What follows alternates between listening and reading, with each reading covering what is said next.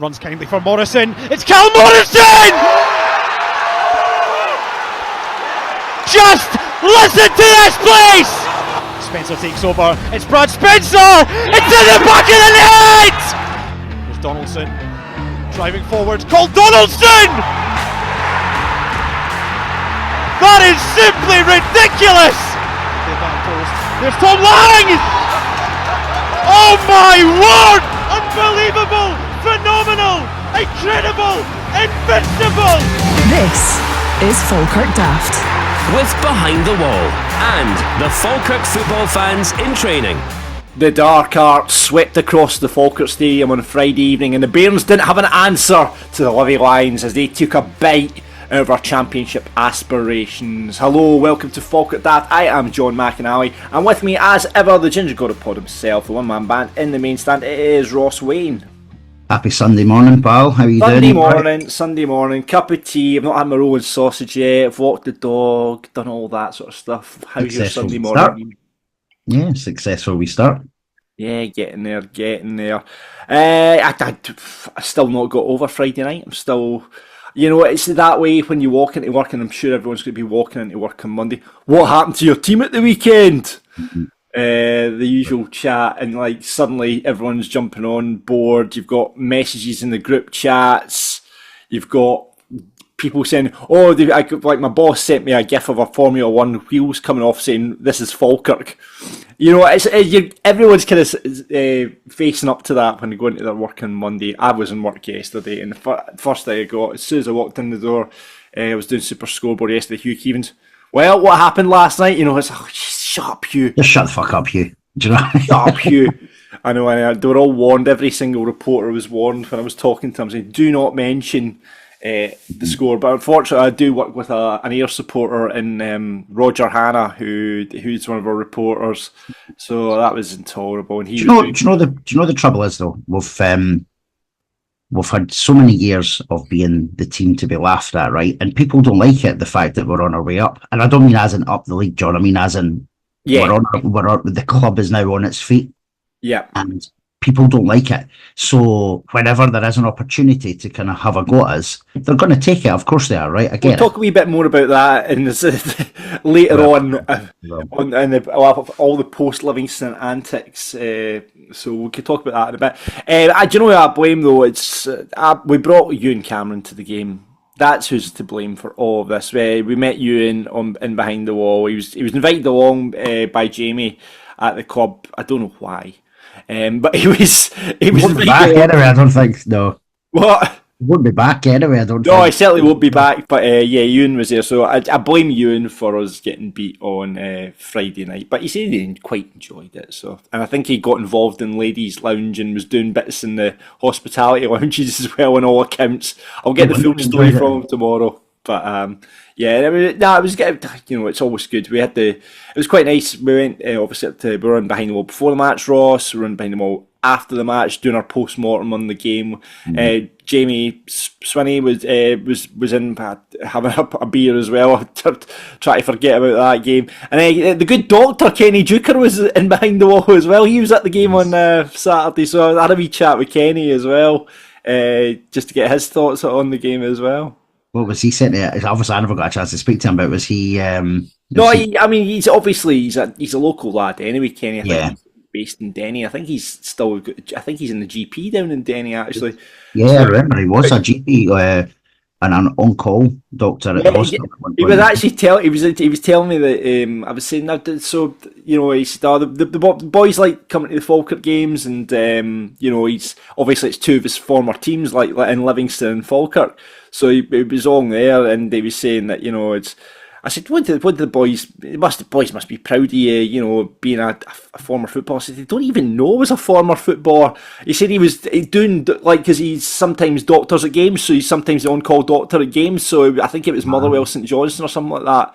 Right. And he was walking with his two boys, and the security guard sort of going, "You're Kenny Duker," and I think his boys were a bit impressed by that at that point. So, but he's in good form. He's good form. But good lad, Kenny Duker. It never worked for him at the club, really, did it? No, it didn't. He was he scored goals almost everywhere he played, but unfortunately not so much for Falkirk. But as you said, that would have been the dream for him because, as you said, a big Falkirk fan, and 2 spells at the club, and it just, unfortunately never worked out for him. John, if I may, I have a small apology to make on the back of last week's podcast. Fire away. As you may remember, we were obviously dissecting the win over Wraith, and we were talking about how I had mentioned that there was a middle-aged couple who had seemingly had a fallout because the husband had fallen in the stand after Ross McKeever's goal. The wife just kind of turned around and looked at him and carried on celebrating. So on Thursday morning, I was dropping my daughter off at school, and this guy was waving at me, and I thought, "Oh my god, I've parked over his drive or something." And he came over and he went, "Yeah, I'm the middle-aged couple that you mentioned, and that was my daughter." So it wasn't even his wife. So apologies. Apologies to Derek and Charlene Simpson, father and daughter. They're not middle. That's awkward. Well, it was funny. He took it in good humour, and but yeah, that was funny last week. Brilliant. Yeah, just as well, Ross, we're recording on Sunday morning. Do not spoil the Royal Rumble for me, Ross, because I know you were up watching it last night, but I've not seen it myself yet. So because that's exactly the kind of thing I'd be wanting. I'm trying to avoid like all of Twitter and all that sort. I actually had a concept for a football. Are you aware of the rules of the Royal Rumble? Like, no, I'm not at all. I don't even. God's sake, Ross, so wrestlers come down every 2 minutes, right? So okay. And then they've got to throw them over the rope to win it, right? So that's how the Royal Rumble works. And I thought, my concept's going to be wasted for you. I think David, who's our Thistle coming on from the Draw Lose Draw podcast later on, he's going to talk about the Thistle preview. I think he likes wrestling, so I might get into my concept with because I think it'll be wasted on you. It probably would be. My football-based Royal Rumble concept. That's something to look forward to a bit later on in the podcast, everyone. Right, let's get into the show. F Factor is happening. Remember, this could be your only chance to get into Behind the Wall for Falkirk Daft Live, and we encouraged entries, and the entries have come in this week, Ross. We're going to kick off with a voice note, and we love the voice notes because it makes it happen. So this comes from someone on our Twitter called Not a Fifer. Let's hear what they had to say. Hi guys, still can't get a ticket for the live event, so I'm getting desperate and prepared to make a bit of a tit of myself. So I've got a song for the F Factor. In case you can't make it out, because of my singing, the tune is Sit Down by James. Excellent. You're aware of that. We love John McGlynn, coached us through our darkest hour. We're the Falkirk Bairns, and we have no fear. In the stands we sing to the team we all admire. Hope the Pars get fucked. We hope and pray. Hogarth, Lang and Donaldson are solid at the back. Hendo's pinpoint passing turns defence into attack. Oh, get down, oh, get down, oh, get down. Get down below the Bairns. Get down, down, down, get down, down. We'll win the league. Fair play him. Brilliant effort. Well played. Not a Fifer on Twitter. Good tune, good lyrics. Good song. I would. Here's my only caveat. All right. To that one. Right, I'm sorry to go all Simon Kill here. There's a lot of words there. A lot to remember. Does it work in the stands? I think it's very. Chorus out of it though. You could get a good. A lot of thought has went into it though. A lot of thought has went into it. So excellent effort. We'll wait and see if that makes it through to boot camp at Falkirk Daft Live. So let's move into our next entry on the F Factor. And if you want, you can email your entrance ffactor@falkirkdaft.co.uk. Will get us through to us. And we've had an entry from Owen Fife, who has not only recorded his song, he's filmed his song, and he's playing the guitar on this song as well. So let's hear Owen's offering for the F Factor. Hello, John and Ross. I hope you're doing well. This is my rendition of Ole, Ole, Ole, Ole, feeling hot, hot, hot. But the Falkirk edition for the F Factor. And I hope you like it. I put on some moody blue, navy blue lighting for you, just to make it that bit more Falkirk. Here we go.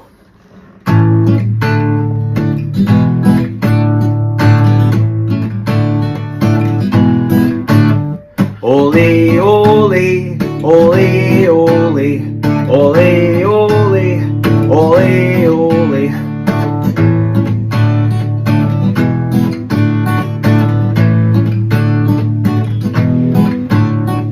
Watch him score with his left foot, watch him score with his right. It's Ethan Ross, Ross, Ross.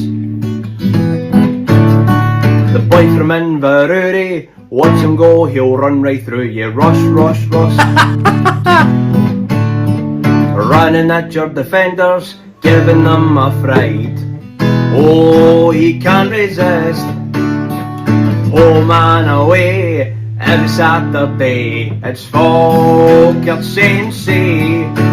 Watch him go, go, go. Scoring goals, goals, goals. Ole, ole, ole, ole, ole, ole, ole, ole. It's Ethan Ross, Ross, Ross. Ross, Ross, Ross. Scoring goals with his left foot, scoring goals with his right. It's Ethan Ross, Ross, Ross. The boy from Inverurie, watch him go, he'll run right through you. Ross, Ross, Ross. Running at your defenders, giving them a fright. Oh, he can't resist. Oh man away, every Saturday it's Falkirk Sensei. Watch him go, go, go. Scoring goals, goals, goals. Ah, here we go. Ole, ole, ole, ole, ole, ole, ole, ole. It's Ethan Ross, Ross, Ross. It's Ethan Ross, Ross, Ross. Watch him go, go, go. Scoring goals, goals, goals.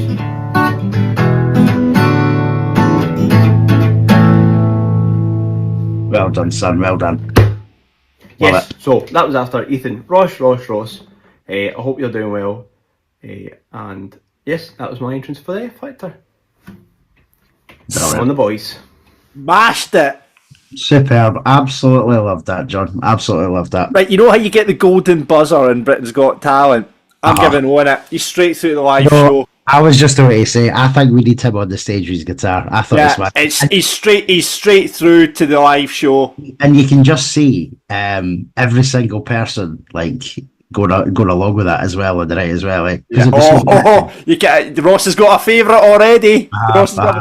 So Owen's getting the gold buzzer, so 2 more places in the F Factor. We're going to look and scour everyone that's entered over the next couple of weeks. You can keep them coming in. We need to set some sort of deadline on this, Ross, I think. We do, because we're not far away from the actual event now. So it's 1, 2, 3. It's what, 3 weeks on Friday or something like that. So will we make it nice and easy to say Valentine's Day? You've got till Valentine's Day. Excellent idea. That's a good shout. So 14th of February, you need to get your entries in before Valentine's Day for the F Factor if you want a ticket for Falkirk Daft. All you need to do is make up a song about Falkirk, and we'll get you hopefully on stage at Behind the Wall on the 28th to perform it. But Owen is straight through to the live final, because I think if he brings his guitar and starts singing that, that'll be brilliant. So well done, Owen. Superb. Love it, mate. Another entry is coming as well from Fraser Snedden, which we got on our email. Thank you very much for getting in touch, Fraser. And he has sent a couple of songs, actually.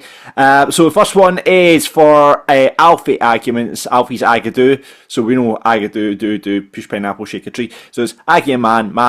We've had this before, Fraser, I'm sure. But here we go again. Aggie man, he's a super Ghanaian. Aggie man, he doesn't have a pan. He goes left, he goes right, turns around and then across. His feet go everywhere. He's the captain of chaos. Yeah, that is good. And I think he did, but I think he then put a second submission in, so I think it's his second one, isn't it? Yes, that works very well. does work Right, very okay. well, that one. So we've got one as well for Brad Spencer. Okay. And this goes to the tune of Hey Big Spender. Are you aware of Hey Big Oh, Spender? I am. Yes. Right, so here we go. Let's get in the Shirley Bassey vibe here. Right. The minute you stepped on the park, doo-doo, I could see you were a man of distinction, a real ball player. Good looking, so refined. You wouldn't like them to know what's going on in my mind, so let me get right to the point. Doo-doo. I don't ball and shout for every Bairn I see. Hey, Brad Spencer, won't you give me the armband to me? I'm loving both of them. And if I'm That being is honest, brilliant. That is excellent. I don't know who Fraser is. I don't know what he looks like, but I'm imagining him on some sort of like almost naked on stage wearing just a banana hammock singing that song. With a feather boa, a navy feather boa. That is outstanding. Hey, Brad Spencer, wouldn't you give the captain's armband to me? That's amazing. Absolutely amazing. Absolutely love that. Well done, Fraser. Spot on. Great. Well, that's the entries we've had for this week. Keep them coming. Like I say, Valentine's Day is your deadline. If you've not got a ticket for Falkirk Daft, this is the only way in now, through the F Factor. And well done to Owen. We'll see you on stage on the 28th in Behind the Wall. We've got to thank our episode sponsor this week. It is Rumour Architecture, been sponsoring the last few episodes. So thanks very much to Ryan. We're caught up with Ryan for a post-mortem on the Livi game. He had been in hospitality on Friday. So we're chatting away. He was gutted on Friday. He had a few, let's just say. But listen, don't let that put you off. His fantastic architecture company, which Armar Architecture, it's pronounced Rumour.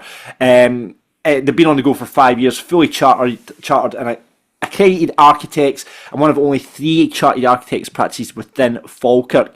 We've talked about the projects. They've done the crunchy carrots on the offices where the old Leckies used to be, those houses where the old Polish club used to be. That's all of Ryan's work. He's very good at what he does. Very, very good at what he does. They're growing across Scotland now, dealing with bespoke projects, contemporary extension, housing developments, commercial property, hotels and industrial clients. So if you need an architect, Ryan is your man. Get in touch with him right now, and you can do that going to armar.co.uk. It's rmar.co.uk.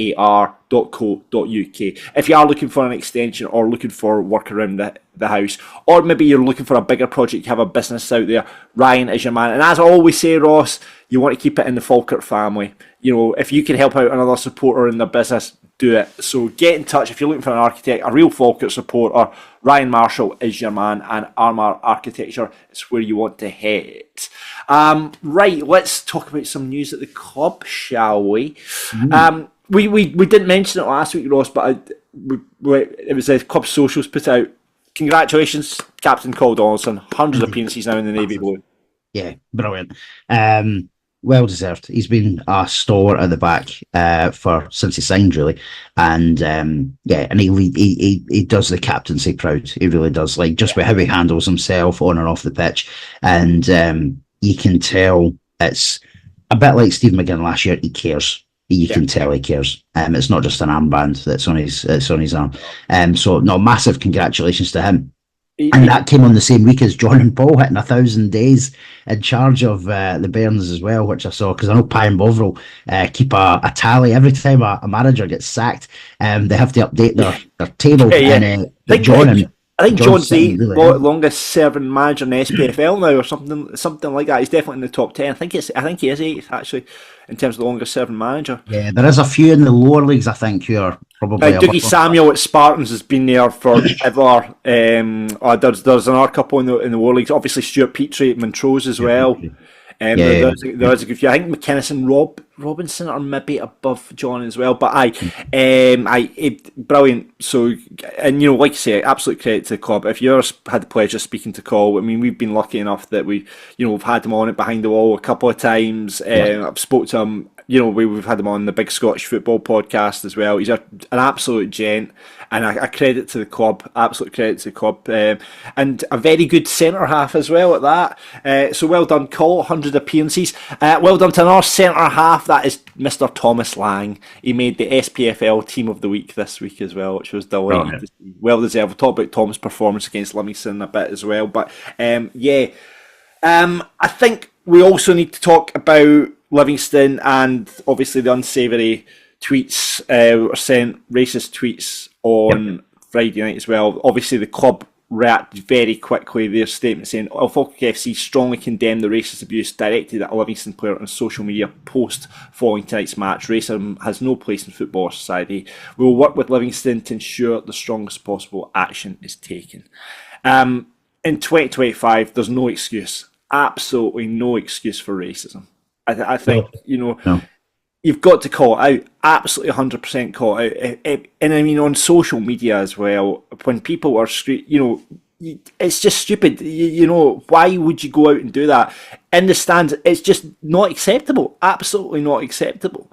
If someone's doing it in your stands, you've got to call it out because, like I say, we're in 2025, not 1965, when even then it was an absolute disgrace that was happening. You know what I mean? So, Jesus, I honestly, I was dumbfounded that it's still happening, and I was actually embarrassed that that the club have had to come out and make statements like this, because it's ridiculous that this sort of language is getting used in 2025. So, silly, and ridiculous at the same time. So obviously, Livy and Falkirk came out and made an official statement. Yeah. I noticed on social media, a family member of the person who said it has came out and obviously I don't doubt it for a second, said that the individual regrets saying what they've said, but they have said it, and I think the comment said that they would accept any punishment that's going to come. Now you would assume as a minimum there could be a stadium ban from the club. Quite right. Absolutely 100% right. I don't know if there would be anything else from an official perspective, like as in terms of the law, but in terms of the club, I assume a stadium ban will be put in place. But as you said, John, there's it's sad that we're talking about it as a thing, but it sounds like it's going to be dealt with as it needs to be, and the fans going to take responsibility for saying it as well. Because when you think about it, Ross, one of our greatest players to ever play for the club was black, Russell Atterby. Alfie Ackman's out on that park as well, all the while last season as well. It's ludicrous, absolutely ludicrous that kind of language is getting used in 2025. So absolutely shocking, and I think a stadium ban is got to happen, and I'm sure the club are dealing with it. And like I say, it's just embarrassing to the club that they have to come out and do that as well. So no place for it, absolutely no place for it in Falkirk Football Club. So well done for the club for coming out and acting on that. Michael McKenna left the club this week. Ross, it's just not worked out for Michael, has it? No, not really. He's not had a lot of game time, and when he has come on, we've talked about him quite a lot, but he's unfortunately not made really any impact on any of the first team games. I've saw him a couple of times for the reserves in the Stirlingshire Cup, and obviously stood out massively, as you would expect. But no, at first team level, unfortunately, I don't think he's made really any impact, unfortunately, on the squad. But as always, when someone leaves, they move on with best wishes. There's obviously a huge Falkirk contingent at East Fife now, so he's going to feel right at home there. But yeah, listen, hopefully he goes on and he's 34. He wants to play football. You get it. And we've got, as the rumours go, potentially one, if not two midfielders coming in the next 48 hours. So if that's the case, you can almost understand another reason why he doesn't want to stick around. Well, I guess it frees up. I mean, the moves. Michael's wanted to play football. It frees up a wage. I would expect, because Michael, obviously, this is his first foray back into full-time football this season as well. And he's got a very good job, I think. So I think it's probably worked out right. Well, we'll get you off the wage bill, Michael. You can go back and do your job, play the part-time football, get your football that you want. Because it's probably a site. the football stuff's probably a side hustle. He's tried to make a go of it. It's not worked. It's a shame because I think when you saw what McKenna did with Arbroath a few seasons ago in the Championship, maybe the system didn't fit him. Maybe it is just that he's 34 now, and the legs aren't quite what they used to be. You could always tell he had a really good footballing head when he came on the park, though, Michael McKenna. I thought he always had a football brain. And I guess the theory of bringing him in was to bring that experience in the absence of Stephen McGinn retiring. On paper, it wasn't a bad signing, on paper. Yeah. Because, as you said, he'd been Championship Player of the Year, a couple of seasons prior.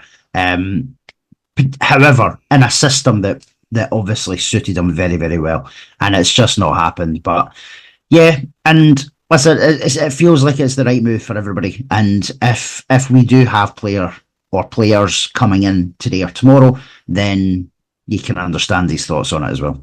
No, absolutely. So best of luck, Mikey, over at East Fife now. Right, Callumn Morrison. What is the latest on Callumn Morrison? He was at the game on Friday night. I believe he was spotted getting out of Cafe Corvina just as the Elliott's bus left. That was not a good timing from Callum. Oh God, no, that probably wouldn't be a good timing. Yeah, well, from what we heard on Friday night, it's currently recording Sunday. It's 10 o'clock, and he's still at the club. Still at the club. From what we heard on Friday night, and obviously there was social media. I think some of the papers ran with it yesterday. Is the fact that he is set to seal a move away from the club today or tomorrow, as in Monday. And again, it feels like the right thing to do, because he's obviously, as we've now heard, the last sort of 10 days or so, the squad's not happy with how the whole thing played out. The management's not happy.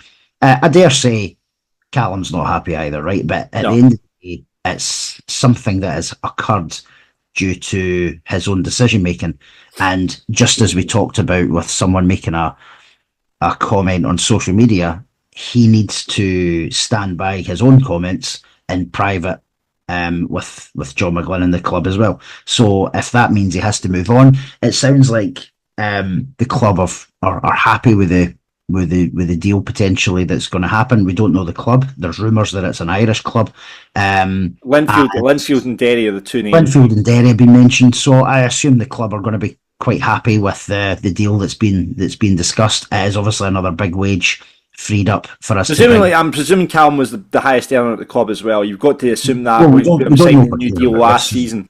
We assume he is or was. So it's going to be another wage freed up as well. Now, before Callum was even due to leave, John McGlynn wanted to bring one player in, and as we heard over the weekend, that now potentially could be two that's coming in before the end of the window at 11 o'clock tomorrow night, minimum of two. So I think it's the right thing. It's the right thing, and obviously we don't know who potentially might come in for the club yet, unless that happens in the next hour. Well, let's speculate, Ross, because we're not here to not speculate. The name I've heard is Barry Mackay from Hearts, which would be a sensational signing at this level. Well, in the Championship, he's obviously not had a great time of it at Hearts, but in the Championship, I think he would be a very, very good. If he's fit and up to speed, I think Barry Mackay. I mean, looking to pass the CV, Nottingham Forest, Swansea, Rangers, still only 30. He was getting touted for a call-up. He had a real purple patch at Hearts about a season and a half ago, and he was getting touted back up to play for Scotland. I think at this level it would be great. If he's fit, match fit, I think actually it could be an upgrade on Morrison. Well, listen, I think in terms of what he's done and where he's been, he's got the CV to back up a probably a stronger performer than Callum Morrison. But whether he does it and signs on is obviously another matter. But on paper, again, a very, very strong addition to any squad in the Championship, really. And I personally think he would be a good addition. Probably an expensive addition, so you can understand John's comments about having to move to allow it to happen. Yeah. The other rumours, obviously, that's still not going away is the Regan Hendry one on loan from Tranmere. He was spotted at the Wraith Cup game a couple of weeks back. That could have been nothing in it, obviously, but that rumour doesn't go away. He's still with Bolton Wanderers, but the Scott Arfield thing doesn't go away. He was up on Thursday doing the Rangers game as well, and in the town as well. So I think the Scott Arfield one, in my opinion, he's made no bones about it. He wants to play for the club at some point. Will it be this season? Will it be another season? I don't know. But again, listen, Scott Arfield, man, you would never. That Turn away Scott Arfield would be a phenomenal signing. I mean, I think priority is the winger. I mean, priority is find that winger, because obviously we've got quite a lot of cover in the midfield area. But like you say, Scott Arfield says, I'll come, you know, and if whether that's in a coaching capacity as well as a player coach capacity as well, someone like Scott Arfield coming into your club would just be phenomenal. I mean, it would just give such a lift to the team, you know, and he could play in that 10, he could play in the midfield, you know. He'd be a great addition. So, but from what you're hearing, you think that's more likely in the summer? That seems to be. I think if they're true, you know, listen, John McGlynn has kept things very close to his chest the last 18 months with signings, and you don't know until really it happens. But the press are never really wrong, so when the press mention names, you kind of know what's going to happen. But Barry Mackay name, Regan Hendry, obviously Scott Arfield has been very vocal about it himself. Luke Graham coming back on loan. There was a bit of chat of that over the weekend too. We do have a lot of defensive cover. That's what I would say. I'm reading that teams down south are looking at Luke Graham and bringing him in as a player. And you don't think when Tom's fit, you've got Darrell O'Connor sitting on the bench there as well. You've got Hendo. I think we're all right in terms of cover there. But, yeah. We do. Although what we'd say is that obviously the partnership between Hendo and Luke Graham was phenomenal when they were here. But I don't know, can Luke actually go anywhere else? I think he has to be a Dundee or Falkirk player this season because of the appearances thing. But you're right, obviously going forward, he could go anywhere. But listen, Falkirk, we don't know where we'll be next season as it currently stands. So Falkirk in the Premier League are a different proposition to Falkirk in the Championship for a lot of players. So, but we're not there. We're Championship, so... Exactly. Well, we'll wait and see. We've got 24 hours. Maybe we'll see what happens over and hopefully we're back on the podcast next week talking about Scott Arfield. That would be amazing. Let's talk about Falkirk women. They're facing Hearts in the Cup at the stadium, and that is on the 23rd. Am I right in saying that, Ross? So they're playing Hearts today. Hearts today. They're at the stadium today with a 2:00 kick-off. But we also, so that's in the Scottish Cup. That's in the Scottish Cup. But the league game, they've got a massive league game against East Fife on Sunday, 23rd of February. And the reason it's a big game is because East Fife are currently top of the league. I think they're 6 points in front of the girls, 6 or 7 points in front of the girls just now. And potentially... that is a massive, massive game for the girls. So we have been in touch with the coaches there, the management team there, and we are massively excited to have Falkirk Daft link up on that day. So the girls are looking to try and smash a huge crowd through the gate at the Falkirk Stadium. We don't have a kick-off time confirmed yet. That'll be a bit nearer to the time, but it's going to be adults £4 to get in. Kids under 12s are free. And if you're a member of the Falkirk Foundation, you also get in for free. So if we could get hundreds and hundreds of people along that day, that would be phenomenal. And they're going to have a chat with us about maybe whatever else we can do to help promote them on the day as well at the stadium. So yeah, it sounds quite an exciting link up. Well, let's get our captain Anna Murray on the podcast before that game as well, because it'd be great to hear from Anna. And they're coming to Falkirk Daft Live. The girls are all coming. Yeah, we'll definitely have to grab one of them to be a guest judge on the F Factor as well. But let's get the girls on the podcast and speak to them. But yeah, that's happening on the 23rd of February. That's at the Falkirk Stadium. Get along. It's our Falkirk Daft focus game. We'd love to smash the crowd for that huge game for the girls. So yeah, let's get along to that. We'll be there. I'll be at the same. We'll let you know what the kick-off time is near the time, and we'll all get down there and support the girls in that huge game against East Fife. So brilliant. Right, that's everything dealt with. Now let's move on, and we're going to have to talk about Falkirk versus Livingston. It happened at the stadium on Friday night, and we've got a person you will know, and maybe don't know, but you'll have heard him on the PA. He's often covering for Dave Mack when he's not there. It's Jack Cochrane. Morning, mate. Hello, Jack. Hello. We love hearing your dulcet tone. Obviously, you cover the PA stuff when Dave Mack can't do it. And it's great to hear your voice over the stadium PA. But we were just talking that, I only found out on Friday that you actually come up from Southampton for the games. I do. So, I finally agreed to come on here to clear my name as a two-time Falkirk Dafty. One up from yourself, John. So, after 114 episodes, I get the opportunity, and we've now got to discuss Friday night, which was slightly unfortunate. I know, sorry, mate. Sorry. Of all the games to have chosen, but yeah, no, I do. So, I've lived down here for 8 years now, and I've been a Falkirk supporter all my life. But for what reasons I'm down here, so I'm sure we'll go through my Falkirk background, but I mostly travel up. It's in COVID it started, I would say, more regularly, but whether it be trains, buses, planes, automobiles for getting up the road. That is some commute, Jack. Absolutely some. It is you get used to the time, and you get used to that journey up and down. It makes it better over the last couple of years with the way the results have been. That's true. It makes it a longer journey back down on a Sunday or a Yes, Monday. I can imagine the journey yesterday was maybe a bit. It was a bit of a trek. Yeah, it was. It was.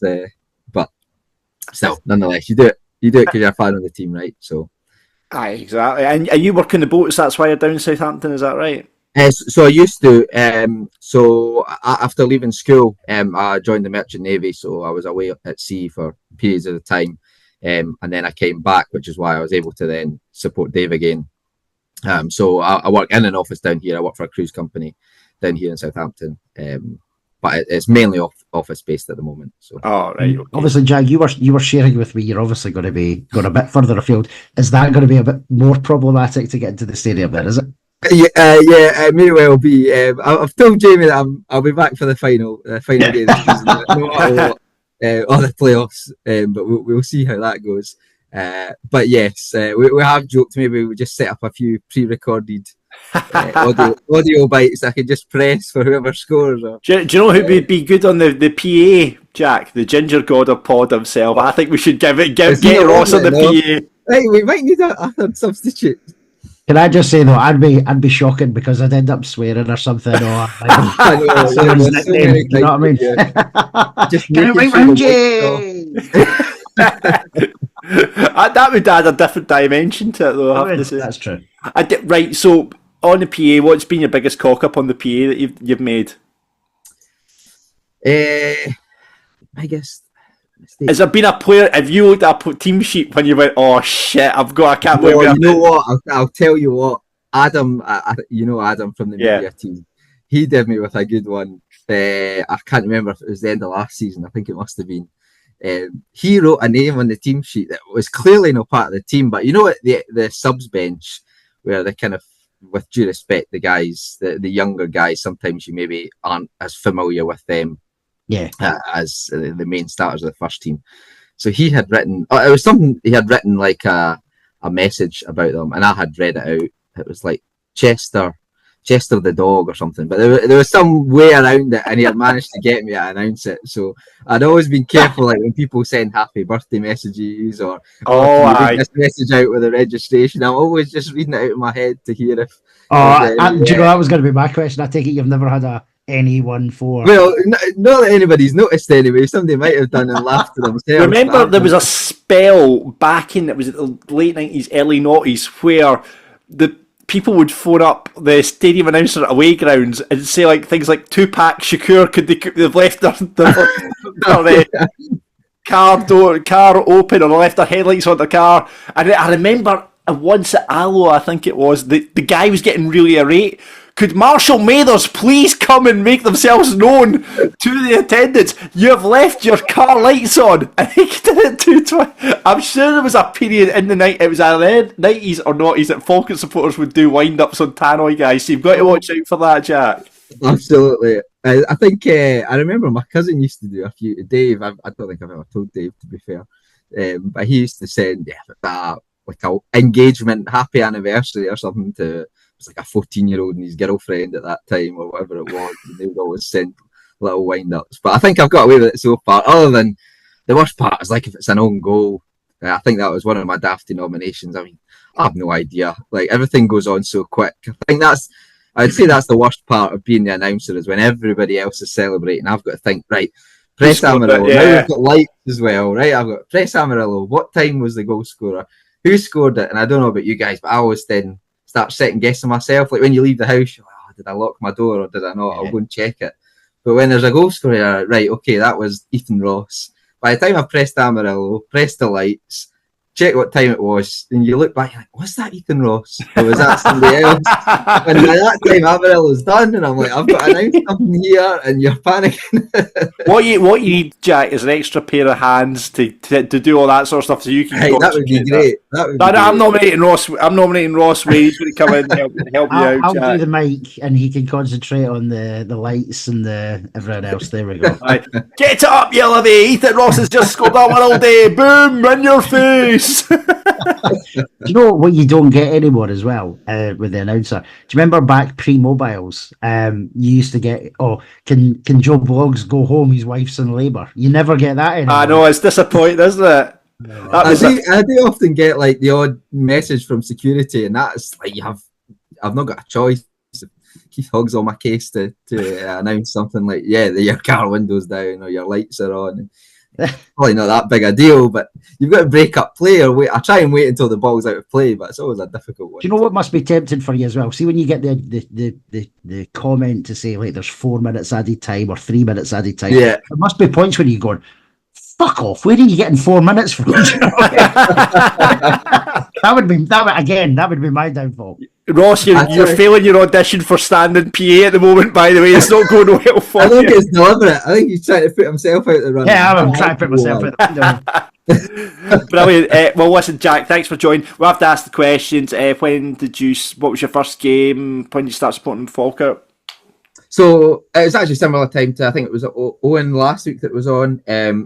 My dad had taken me to a couple of games. It must have been the 2001-2 season, but I don't really remember it, to be honest.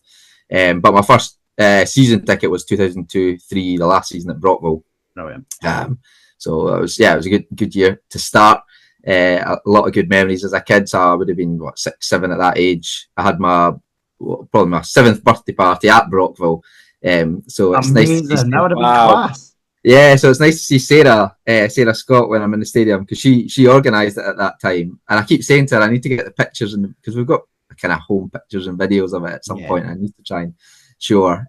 So we had that. But yeah, it was great. I mean, you got to go in the dugouts, and I think there's pictures like everybody in the baths and everything as well.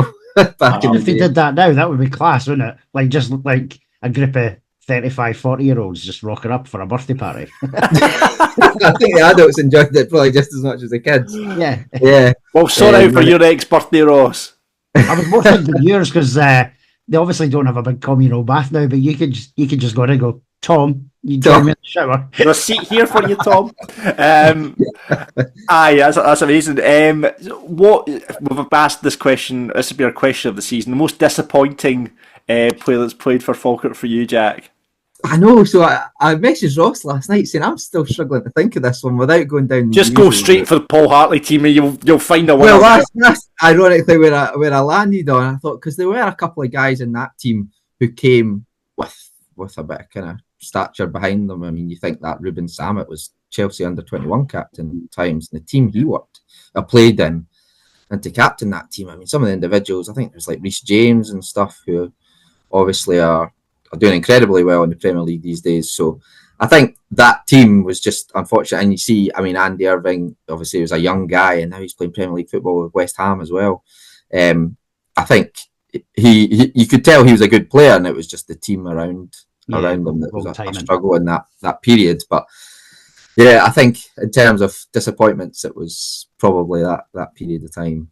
Ruben Sammet. I don't think has he been done before, John? I don't know if he has. No, that's a good one. I remember turning up remember the strip launch that season. They did it in the Brockville bar, and Ruben Sammet turned up, and like it looked like $100,000 motor, and you just thought, oh Christ, this boy's a bit of a ticket, and then turns out he's shite. I don't know. I think he's doing like some. I googled him recently. I don't know for what reason, but I'm sure he's involved in bashing or something like that. I don't know. Anyway, was it like scout, to be fair? I think he might be a scout at Chelsea. Is that what he's doing? Is it? Making that up. Aye, it was some backstory anyway. But I mean, they would have been on huge money in the academy at Chelsea. Aye, absolutely. There you go, Ruben Salmon. That'll be my answer. What a blast from the past. There you go. Right, okay, and let's talk about the game on Friday night if we have to. It was Falkirk 1, Livingston 2. One change from the side that beat Raith Rovers last weekend. That was big Barney Stewart, Barney Army, coming in for his first competitive start for the club. And then, it was... And the big question on everyone's lip in the pub beforehand, are we going to go back to the 4-3-3 or are we going to go for the 3-5-2? And Ross, it was the latter that we went for. Surprised? No, I thought it worked the week before, and we were coming up against a very physical Livingston team. We know what Livingston are all about. We know how they do it. We know what they do and why they do it. And we saw that again on Friday night. Barney is a big lad. I thought he put himself about well on Friday night as well. I didn't think we played that badly on Friday night. The difference for me on a normal game is we just did not take our chances. And for me, that was probably the biggest frustration. Obviously, you listen to John's post-match interview, which we will. It is if you take a chance early on and get a goal up, or the game is completely changed. So, yeah, frustrating.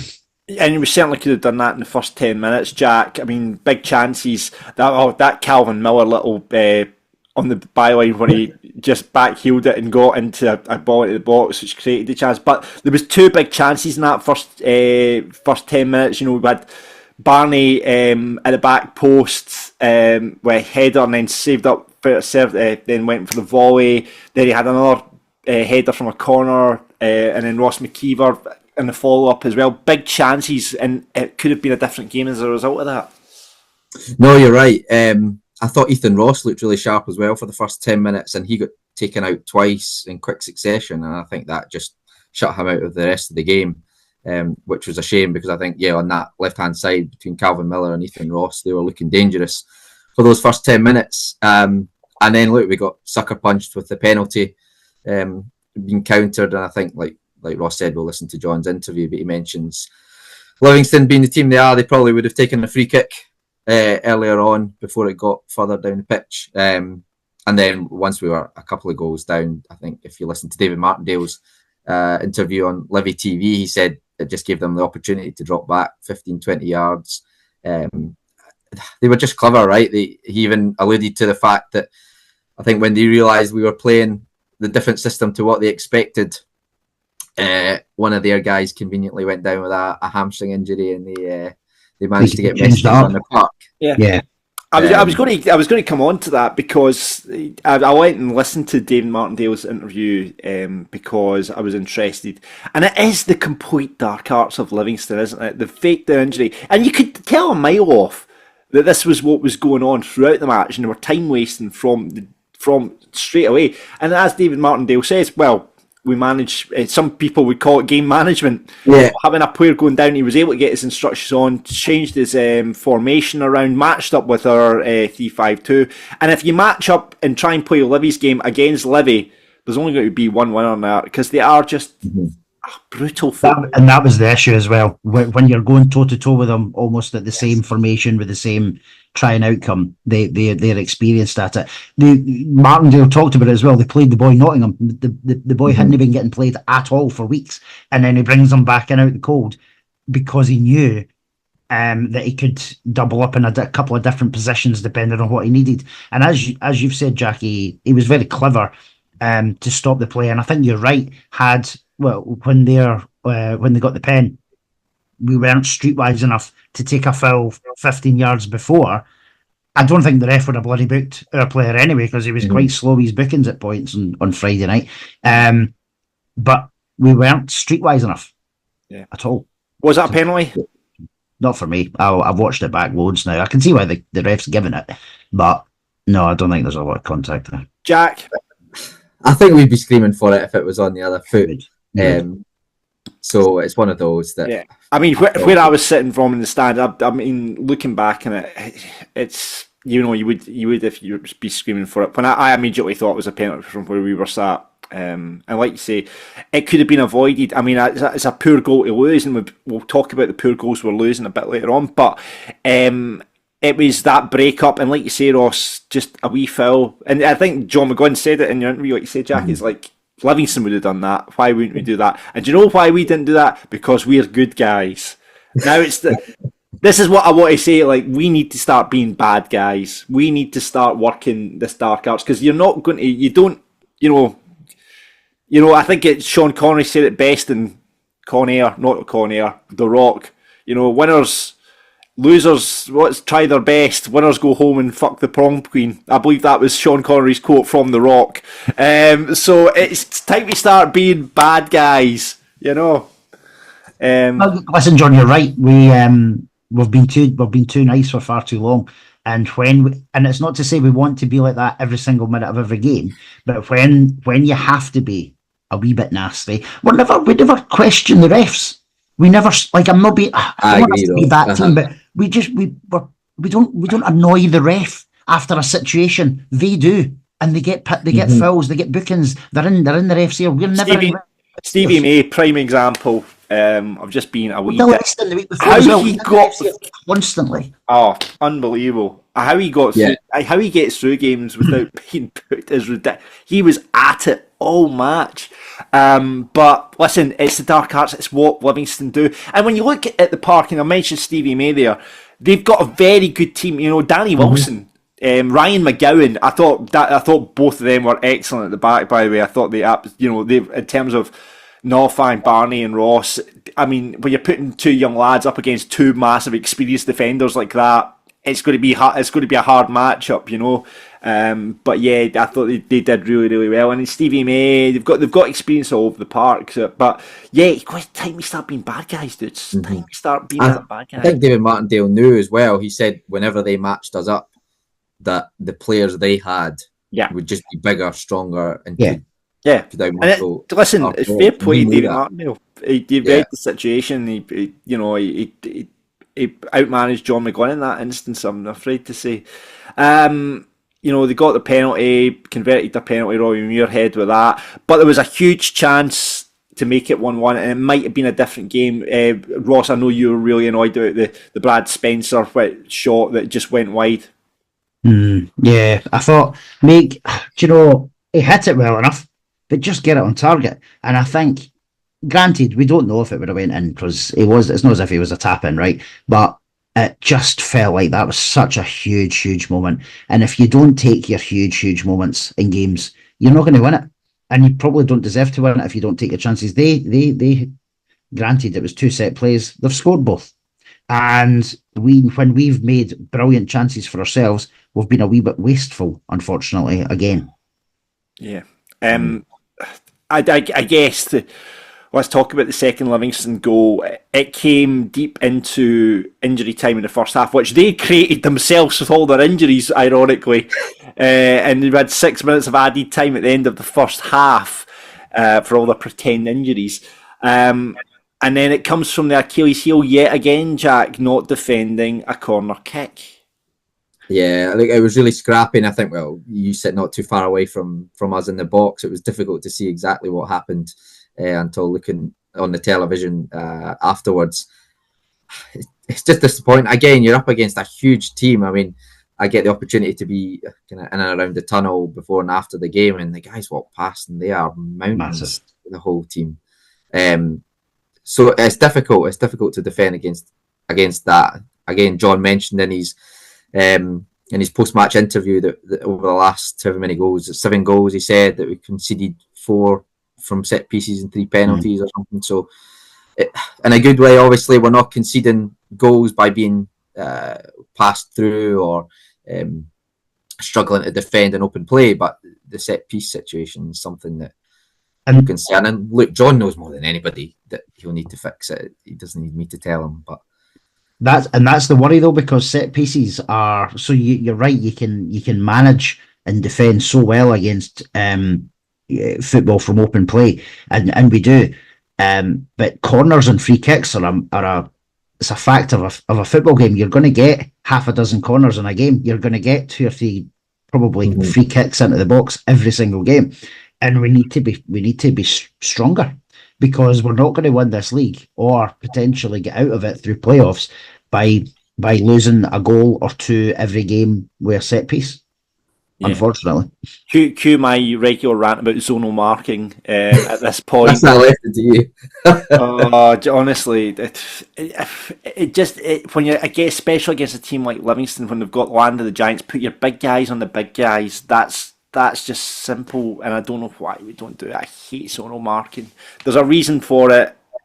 Please, I'll maybe ask John. I'm sure he will love that question if I ask him about the Falkirk Daft Womens. Talk to me about zonal marking. Why is it better than man-to-man marking? But we'll get him an empty glass ready for smashing over the face after I know. I wish someone would tell me. Go and someone come on and explain why zonal marking is better than man-for-man. But anyway, I won't go on about it until the next time. I just wish we had the opportunity to take the lead over Livingston. I mean, that's been 3 games now. We've never really challenged them in the sense of going, then you need to come out and try and get something against us. I thought that was the best we played against Livingston this season as well in that match. I agree. I thought we created enough chances to go and win the game, but they got the from the 2 chances that they had. Penalty for us. I thought it was. I know Barney Stewart went down in stages, but it was. I thought it was definitely a penalty. I know there's been a few complaints about it online. Ross, mate,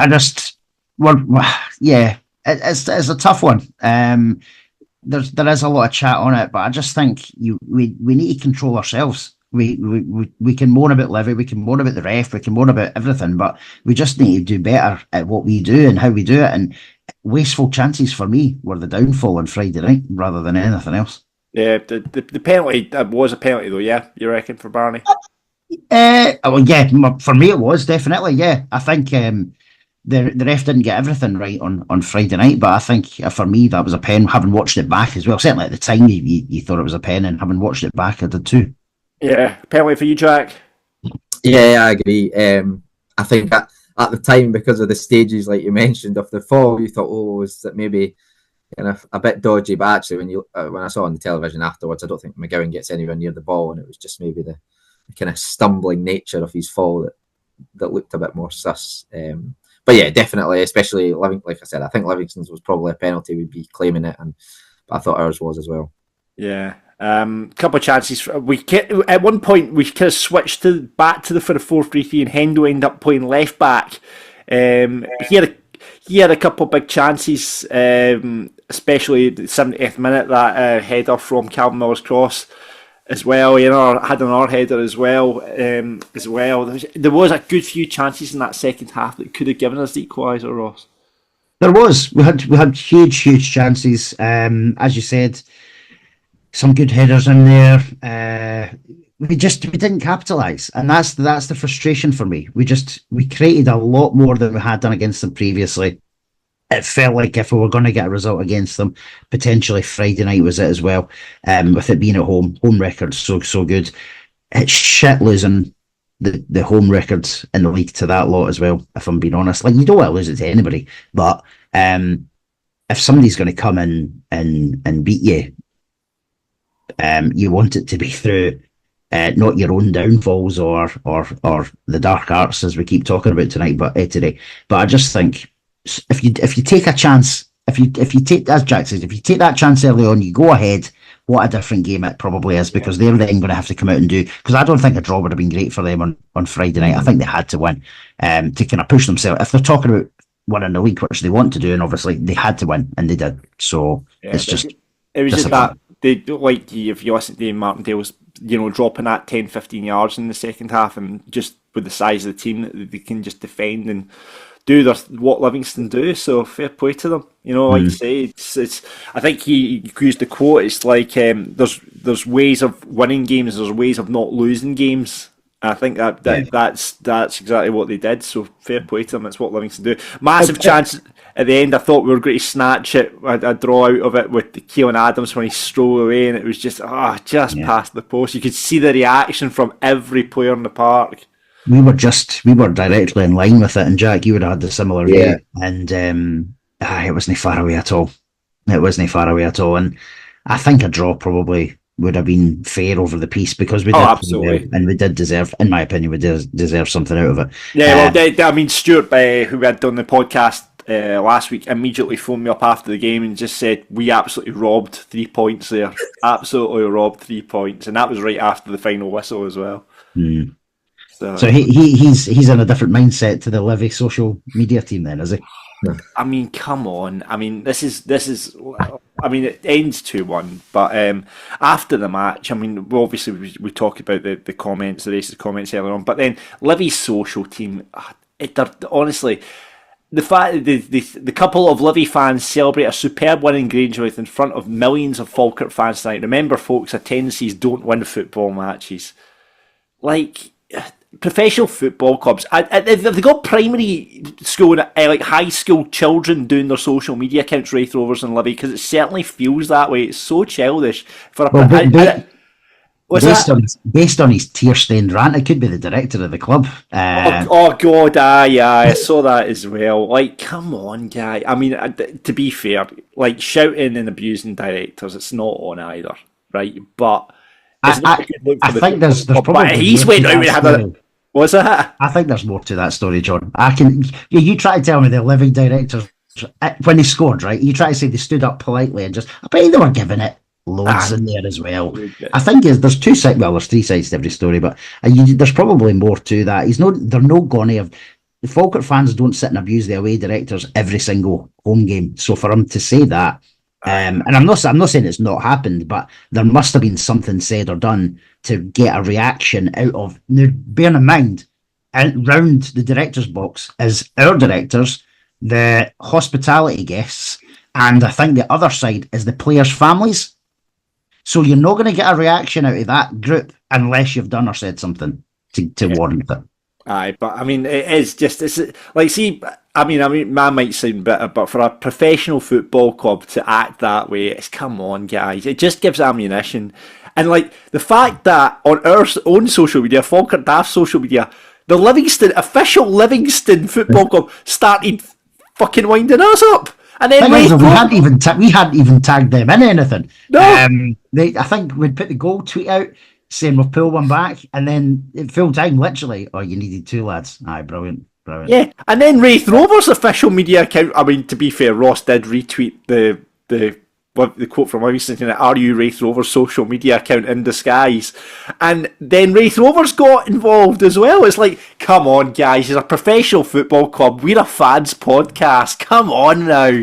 I mean, Jesus. It's a bit amateur, but amateur. We're going to expect that from certainly Wraith and now Livingston, by the sounds of it. So, as you said, listen, it's ammunition for whoever needs it. So exactly. Yeah. No, I thought it was embarrassing, to be fair. But you'd be disappointed if Falkirk started doing things like that. Disappointed, like any football club. I think supporters are a bit more mature than the Livy and Wraith Rovers social media team. Look at their own club going, like you say, it just gives ammunition for other clubs. If Falkirk started doing that, I'd be like, whoa, just calm your jets there. That's not a good look, and it just gives ammunition for the clubs going forward. But there you go. Each to their own. And if they've got their 13-year-olds doing their admin on the social media, fair fucks to them. Right, let's see what John had to say after the game. John, a frustrating evening. What are your thoughts on how it all unfolded tonight? I felt that we had a couple of really, really good opportunities early in the game, opening 10 minutes. We had two that we should have taken, I believe. We should have taken them. If we get even one of them to go in, I think the outcome could have been differently. I think on probably their first attack, venture up the pitch, they maybe had a couple of set plays, but other than that, the first time they got the park, it's our free kick, blow breaks out, probably didn't deal with it as well we should have done. Probably should give away a free kick. Livingston would have done that. Livingston would have created a foul there to stop the game and get their 10 players behind the ball and then defend the set play. Unfortunately, they break. It's a really good ball to go in behind. Nicky's came. I've not seen it back, but the referee's given a penalty and we find ourselves a goal down. I thought we dominated after that. Dominated the whole half and played some really good football. I was really pleased with the way we were playing. Livingston had to change their shape to try and prevent us, scoring. They had to change, and we continued to dominate. But we lose a free kick. From the free kick we lose a corner kick. From the corner kick we lose a goal. And the last 7 goals we've lost 4 from a penalty kick and 3 corner kicks. There's 7 goals. The last 7 goals we've lost. So there's a little bit of fine margins there, very, very fine margins, and we're not doing an awful lot wrong, but we obviously are not doing just quite enough right to continue to get the wins on the board. I thought second half it was all us again. I thought we played some really, really good football. We got the goal back plenty of time. We just couldn't get that other goal. That maybe would have got us the opportunity to get a third goal, depending when we got that. Yet we still created some really good football and some good opportunities to score. So yeah, John there just summing up the game as it was. I'm going to ask a question. What did you make of his subs, Ross? I personally probably wouldn't have took Calvin off when I did. I thought Calvin was having a strong game. I thought he was looking dangerous. I know he kind of had a bit of a half-arsed shot just before he got subbed, but for me, out of him and Ethan, I probably would have maybe subbed Ethan first. If I'm being honest, the other issue is I think I would have had Gary Oliver on a bit earlier too. If I'm being honest. Yeah, I think the problem with Gary Oliver, he kept trying to use the same system when Gary was on the park, though, and not playing through and into his feet as well. They kept just going direct. And obviously, we're chasing the game at that point, but when you don't have Barney on the park or Ross there, it was hard going for Gary when he came on, I had to say. We'll talk about the Partick game in a bit with David when he comes on about draw is draw, but there is a shout to get Gary back in that false line, because that's when we played our best football this season. So, but obviously there might be signings coming in, so we might be someone different in there as well. So I think there with the subs there, Ross, I agree. Calvin Miller was having a really good game. He did kind of signal to the bench just before he got subbed. Did he? Right. I thought we looked a bit tired come that kind of 70 minutes mark. I thought we put a lot of energy into the game. Obviously, it's probably been an emotional couple of weeks for the group as well, with Paul and then the transfer situation. I'm sure it's been difficult, and probably the amount of energy they put into extra time with the Wraith game, then getting a result at Starks Park last week. So I don't know if it was just a lot over the last couple of weeks. I don't know. Maybe he was tired, or whether he felt like. And I certainly hadn't noticed that. Maybe that's a good shout. He could well have been just kind of ran his race, and that was the decision for him as well. Certainly, based on the form, I wouldn't have took him off. But if he needed to come off, then that's obviously a different matter. Yeah. I mean, again, I don't know. I could just see him trying to get the manager's attention. I think it might have been after the shot he took. Trundled towards the keeper. And that did look like the shot of someone who was knackered, because it was half-assed, wasn't it? Like it was especially when he was cutting into his stronger foot as well. Yeah. I thought he would actually have made the keeper work a bit better on that one, but anyway. Let's see what you guys said about the match. Linda says poor finishing early on, inexcusable defending for both goals summed that up. Livy are frustrating, physical, and streetwise everything we're not. Back to 4-3-3 to play our own game.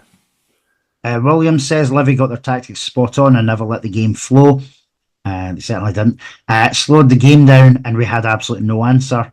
Playoffs for us, which we'd all have taken at the start of the season, if we are honest. I think it's a bit too early to kind of say we're definitely not doing it. It's too early. We're still in it. Like had we won on Friday night, you couldn't have even said like the game's the league's done. So we're defeat is the same situation. We're still in contention. I mean, obviously we went for a pretty decent lead. You know, we're going through our blip. Livingston have went through our blip. We're having our blip at the moment, and hopefully we need to just get that behind us and get wins against. If we get wins against Thistle and Ayr, you know, you can't say we're not in title contention then, and we're going to be there or thereabouts. A win on Saturday takes you back top. So I know like Ayr are making a lot of noises about being top, but absolutely, if they're there on the results. But that could change within a week, and we'll all have played the same games by that point as well. Yeah, exactly. I mean, I think disappointing thing is the way we played on Friday and the result we got. It wasn't a result that merited the way we played. But yeah, Craig says get zonal marking to fuck. Yes, Craig. McGlynn got it wrong tonight. Not learned from the previous games. Need a bit of luck to kickstart a run again. Grant says, please don't bring Ewan again. He's a fucking jinx. I had a bad feeling this would happen after hearing that he was going. Livy are gash but physical and took their chances well, so we missed too many, and that and poor defending is costing us at the moment. Yeah, Ewan's not getting invited back, don't worry. It wasn't me that invited him, by the way. I just want to wash my hands of that whole situation.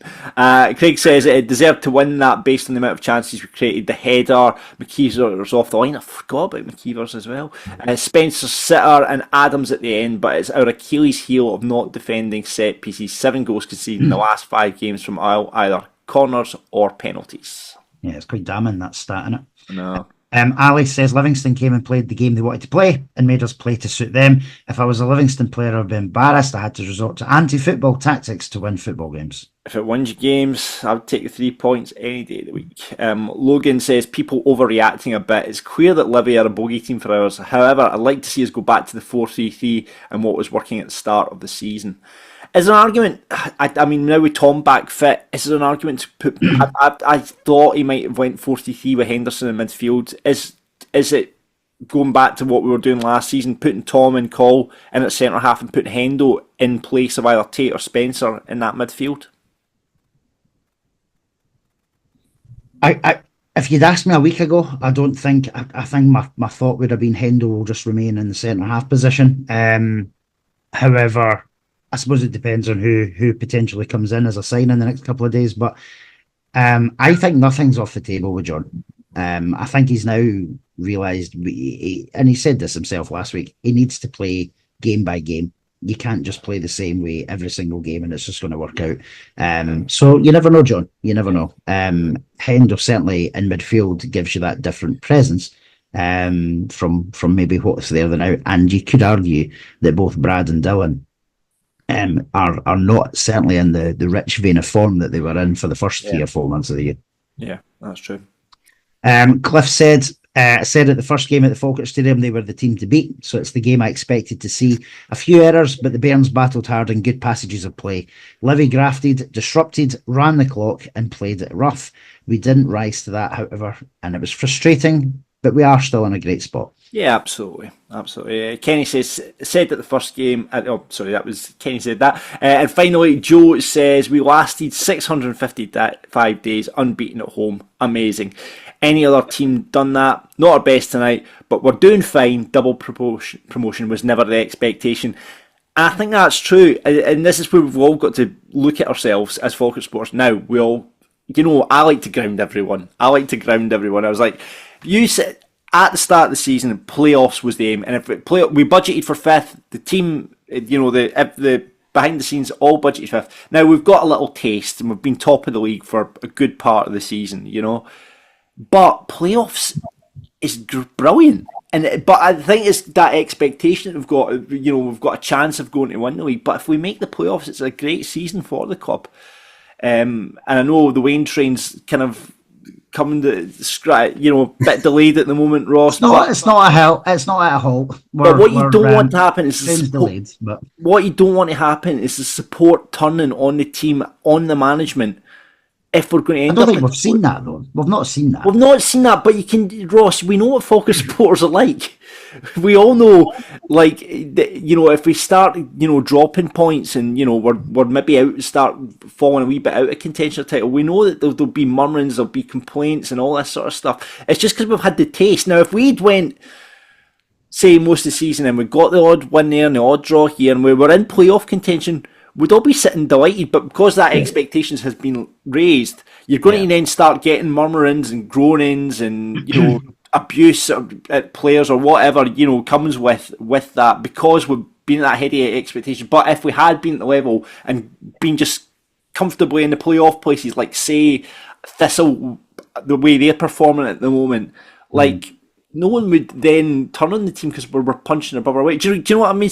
I mean by that. I think you just got to calm it down, everyone. We're all good. Let's just keep doing what we're doing, and we'll be fine. We'll be fine, right? So yeah.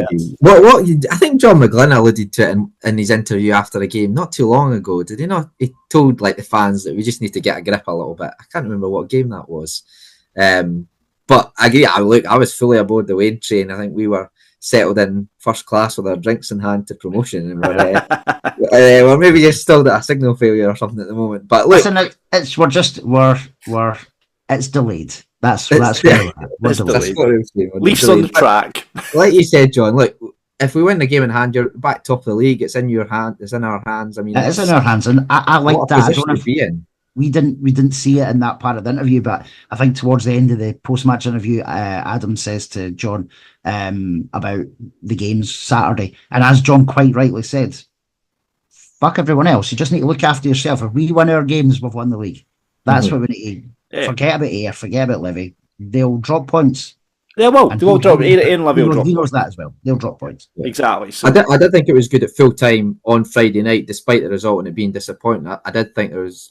No, positivity is the wrong word, but the players were still clapped off. There wasn't any complaints necessarily, or boos, or people even. I mean, shout out again to the Ultras who were phenomenal throughout the week, and you'll see behind me they obviously put up the sign for the young guy who passed away a couple of weeks ago, and the message very clear: speak up, speak out. And it's what men are terrible at doing. So absolutely great show from the Ultras on that, and they kept the team going throughout the match as well. And no one's, like I'm saying, it's no one's turning on the team or anything like that yet. But you know what it can be like. You know what that main stand can be like, and you can just hear it. You even hear it during when we're against Livingston on Friday. Some of the shouts, it's just like, Jesus, calm yourselves down. We're in a great place. Right, so anyway, ran over. Right, Falkirk Dafty, Falkirk Daft rated. Let's start off with the Daft rated. Ross Wayne, who are you going for? Should have been a couple of players on Friday night, but second game back, I thought he strolled it. I'm going to say Tom Lang. Jack? I know it was the sponsored man of the match on Friday. I just thought Calvin Miller played really well. He probably looks like the most experienced now with Morrison out the team. Ethan Ross is obviously still a young guy. Like I said, I thought he had a great first 10 minutes before he got kicked out the game. I think Nottingham and somebody else had challenged him twice. And I think Calvin Miller just kind of led it with his experience. So I'll go with Calvin Miller. You went for Calvin. Well, it'll be no surprise to find out that I'm going for Tom Lang beside Ross. But no, I thought, like, we talked about this in the pub after the game. The aggression that Tom offers you, he's the most aggressive player in the team, and I think we need more of that. We need more of that aggression, because Tom will go and batter people, he'll win over head. Like I say, he's just a handsome Yogi Hughes, in my opinion. But he just brings a level of aggression that I think needs to filter out to the rest of the team. Because there's no nonsense with Tom, he'll pass it across the back and whatever, but first and foremost, he's a defender, heads the ball, wins the ball. So yeah, I thought for a second game back, I think Tom looks exceptional. It looks like he's not missed a beat as well. So giving it to Tom. Sorry, Jack. Right, Dafty, who are we going for? Well, there's a few we could obviously pick out, but we saw the antics at full time, so it'd be easy to say Livy social media team, but I'm going to go Wraith social media team, even though we weren't playing them, because for them to stick their oar in and just be like getting involved back in your box, you concentrate in your relegation battle and leave the top of the table stuff to us. Yeah, Jack. Well, that's a curveball. I would probably have gone Livy social media team. There are a couple of Livingston players as well that were frustrating on the night. I think Ryan McGowan for one would probably have been my Dafty. Stevie May could have been another nomination for numerous reasons. But yeah, I'll go Ryan McGowan then. What I'm going to go for, I think the obvious one is racist comments.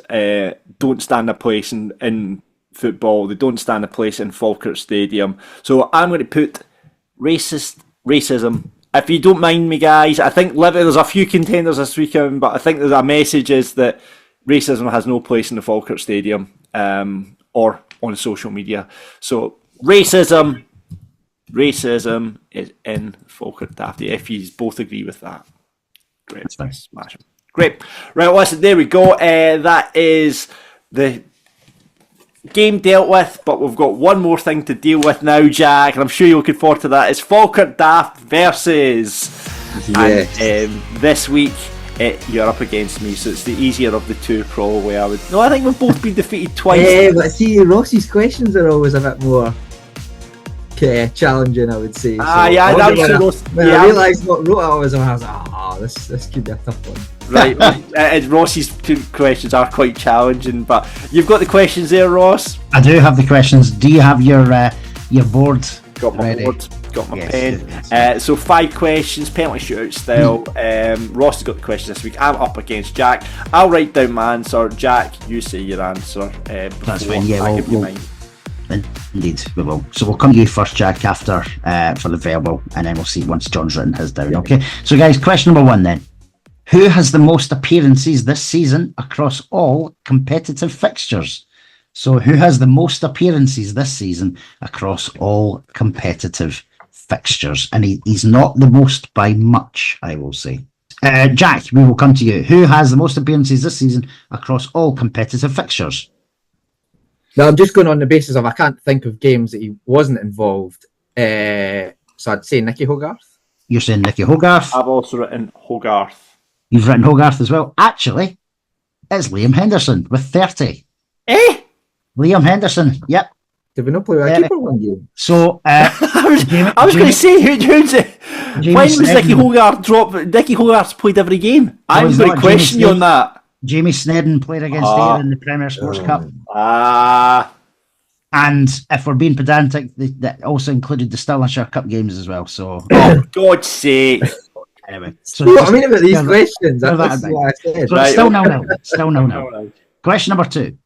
How many players in the squad, or are in the squad and out on loan, have the surname beginning with the letter H? Jesus Christ! So how many players in the squad or out on loan have the surname beginning with the letter H? So I'm looking for not just the number, the names. Oh, for fuck's sake, Ross! Right, I've written down something. You've got your names. I'm writing mine down while I think of them.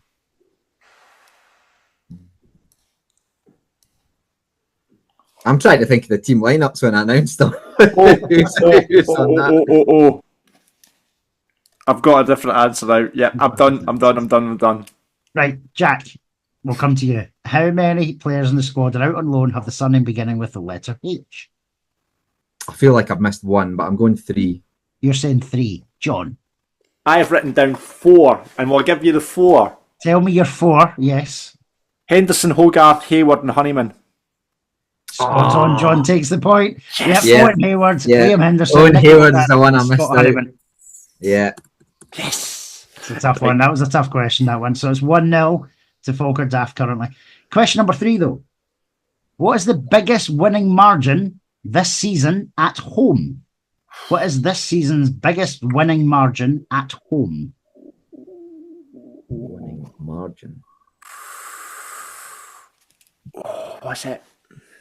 Oh, maybe it's gone. Right. I've written down, I think it was that score, was it? The biggest winning margin this season at home. Was it that? I know the game because I know I didn't do it. I know Dave did it because I've not got Hawaii 5-0 on my my music playlist. So everybody always complains that if we win by 5-0, I don't have it, but I can't remember if it was 5 or 6. So I'm going to go 5. I'm going to play the safe. I've written down 5-0. You've done 5-0. Jack, you're saying 5-0 as well. Yeah. The correct answer, you're both wrong. Is it 5-1? 8-0. We beat Dumbarton 8-0 in the Stirlingshire Cup this season. What is with the Stirlingshire Cup? It's a competitive fixture. Oh my God! It's a competitive fixture. Don't hate the player, hate the game. Okay. Question. So it's still 1-0 Falkirk Daft. Question number 2.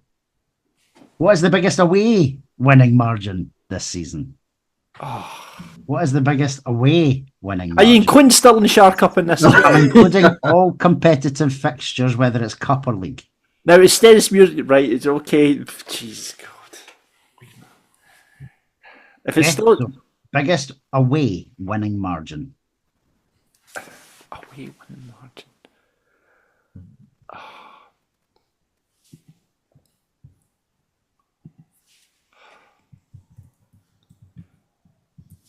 So what is the biggest away winning margin?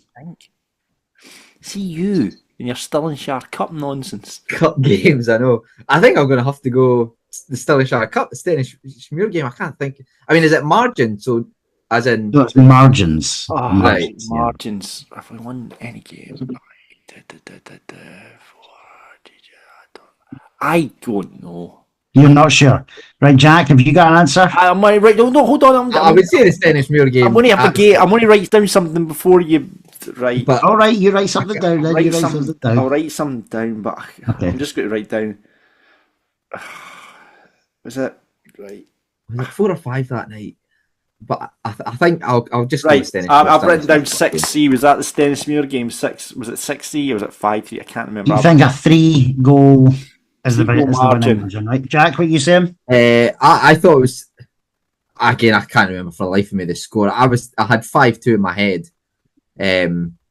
For that. So you're thinking it's 3 as well, or do you think? So the difference was going to be the margin was going to be 3, but maybe I'll go 4. It'd be different. You want to go 4? Yeah, sticking with that.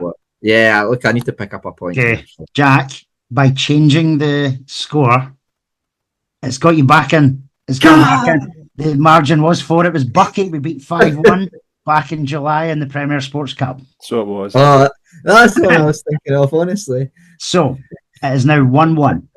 Right. Question number 5. What has been our heaviest defeat this season? What has been our heaviest defeat this season?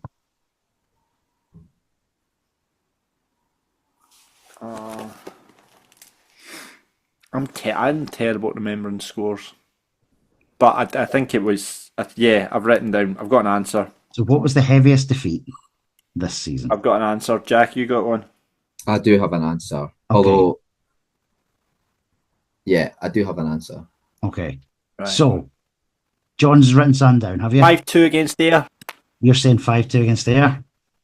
I would have said, well, both Celtic and Ayr finished 5-2. I would have accepted Celtic or Ayr. It was 5-2 losses, so it's still a draw. So we will be going to our tiebreaker, gents. So I just realised that Jack should have said his answer before I showed my answer there. I was going Celtic or Ayr. I was going Celtic anyway, so you're fine.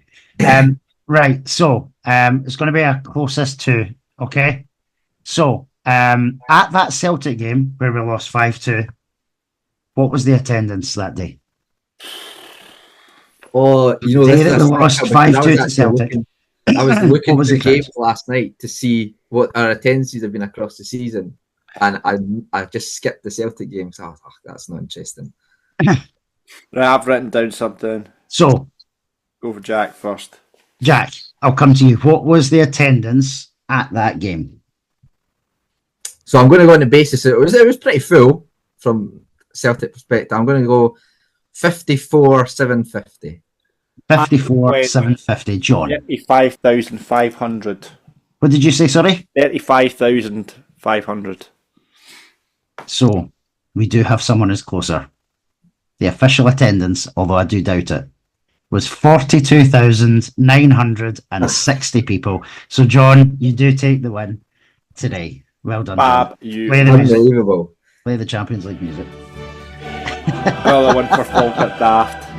Another one. Well done, John. That was a tough one. I don't know about that. I think I've been told by Celtic not declaring true figures to the tax man. I agree with John. I agree with Jack. It was higher than that, but yes, you need these quick Stirlingshire Cup questions, Ross. Come on now, come on. Right, I'll let you off. It's more of a. Right, fine. I'll let it go. You won. Shut the fuck up. That's good. Well, listen, Jack, thank you so much for coming on. And by the way, hats off to you. Coming up to Southampton every time you can get up for the games. Hats off to you, mate. Newfound respect for you. And do you know what, Jack? As a result of that, I'm going to remove you from any Dafty nomination you've had previously. You've been exonerated. I'll retract my birthday announcement that was set up by Mr. Ross Wayne next year. Yeah, no more birthday announcements, please. I'll avoid that. I'll remove your name from any lists moving forward. Brilliant. Thank you very much. Thanks very much for having me on, guys. It's been great. Thanks for coming on. Really appreciate it. And if you want to be a guest pundit, get in touch with us, pundit@falkirkdaft.co.uk. This is Falkirk Daft. With Behind the Wall, we're navy blue. Are you? Before we get into the Partick game and look ahead to that, let's thank our sponsors Behind the Wall. Stay local, eat and drink global, and Falkirk Daft Venoms are still on sale. Now, am I right in saying that they've sold over 1,000 Falkirk Daft Venoms? That's the chat. That is the rumour. Yeah, that's the chat. To be fair, listen, it's a tasty drink. So why not? It's very sweet. It's very tasty. I think you can only have one of them. I mean, you could have several of them if you really enjoy the sweetness of it. Yeah. But we were talking to the barmaid on Friday because they're not as blue as they used to be. We need to get it back to that blue colour it was. I don't know what, there's something in the recipes maybe changed or something. Right, it's still very nice tasting, to be fair. But yeah. We'll double check with Brian. We'll check with Brian to see how we can get it back to his. It's like more purple now, isn't it? It's more purpley at the moment, so we need to get back to that glorious blue colour. But yeah, it is on sale. Ask for it behind the bar. It's very, very tasty. I'm sure many will be consumed on the night of Falkirk Daft Live on the 28th. But if you're not making it along, get to Behind the Wall. It's the place to go in the town, isn't it?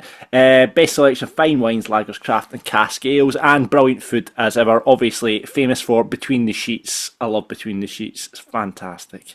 Nice. So get yourself some food for Behind the Wall. And of course, the good news for Bairns fans is they do £5 bus down to the game and then back up to the pub. Brilliant value for money because you get a drink when you get back. So, for example, on Friday night there, went back to Behind the Wall, had a pint of Guinness, and you just feel like you're getting it for free. It's brilliant. Exactly. And obviously, then you get the 50-50 vouchers as well, and you get £1 off all your drinks. So someone handed me a bunch of 50-50 vouchers, and I'm like, brilliant, that's an extra drink out of that round, fantastic. And you know what, even the better bit of it was, I was about to get the round and someone else paid for it, Ross.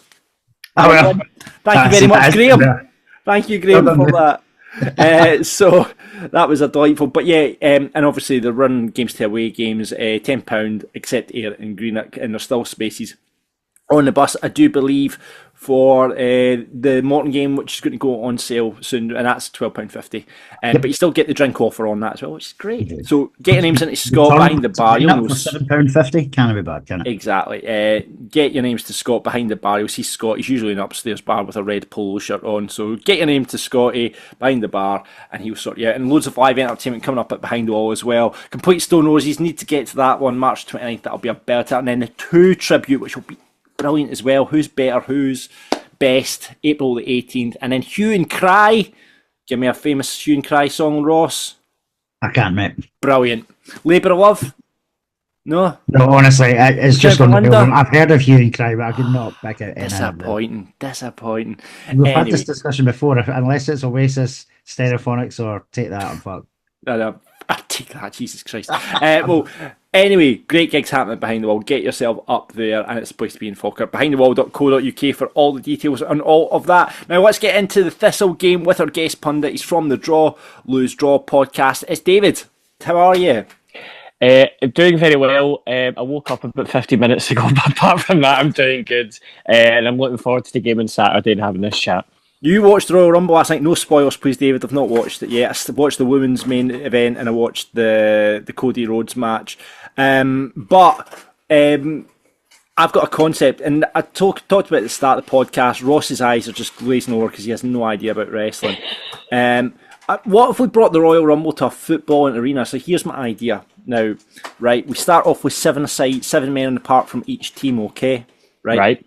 But then, after every 5 minutes, you hear the buzzer go, and then someone runs out. So it could be like a legendary player, it could be a current first team player, it could be maybe a new signing, and you just don't know who's coming out the tunnel until you get to 11 versus 11, and then the game kicks off it continues from that point. What do you think about that concept? I do like it. I'm all into those, those like the Kings League and those sort of weird futsal leagues and stuff like that they do. Like, is it Gerard Piqué? I think he does the one, and it's all got like multi-ball and people zip lining into the pitch and stuff like that. I love all that sort of stuff, so I'm all for it. Let's have a little bit of jeopardy in there. Maybe we could start the concept this weekend at the Falkirk Stadium, Falkirk against Thistle, 7 against 7, and then we just keep bringing in players as we go. Potentially, because Chick Charnley, Chris Erskine coming on for us. You know what I mean? By God, it's Russell Letterby. That's a new concept. Right, thank you. I'm glad you're on that. Ross, what do you make of it? Would it not be more interesting if you started with 11 and then reduced the numbers? Would that not be better? That's not how the Royal Rumble works, Ross. Yeah. No, I know, but from a footballing perspective, it would be, because imagine playing 7-a-side on a big park and everybody's just blowing out their arse. I mean, that makes it even better.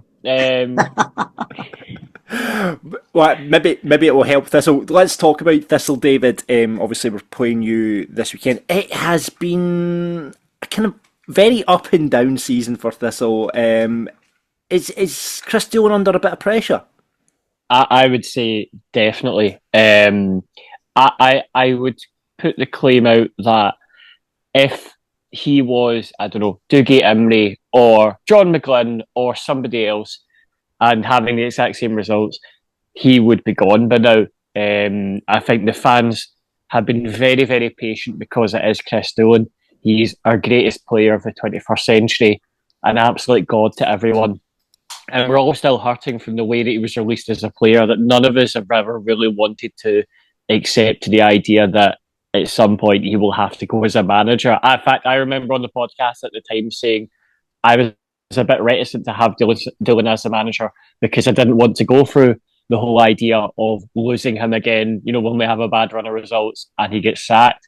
But sure enough, I mean, I would say, I think it was around about October time, November time, there was a period where we just, people started calling for his head, and I was a bit like, I always very reticent with the Doolan out chat just because, again, of the relationship with the player.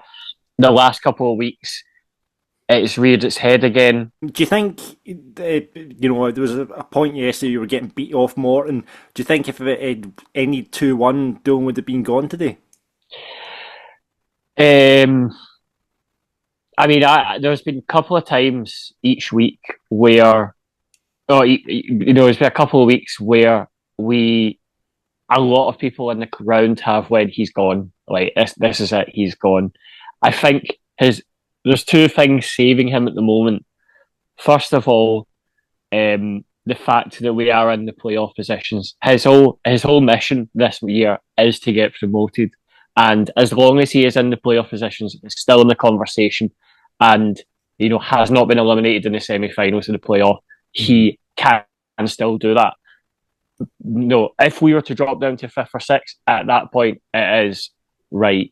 You need to go.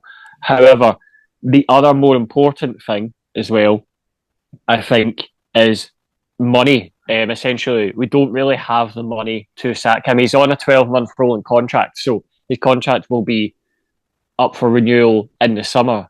I would say, I think most Thistle fans would say it is likely not to be renewed in the summer, right. But I think by that point we'll have all accepted it.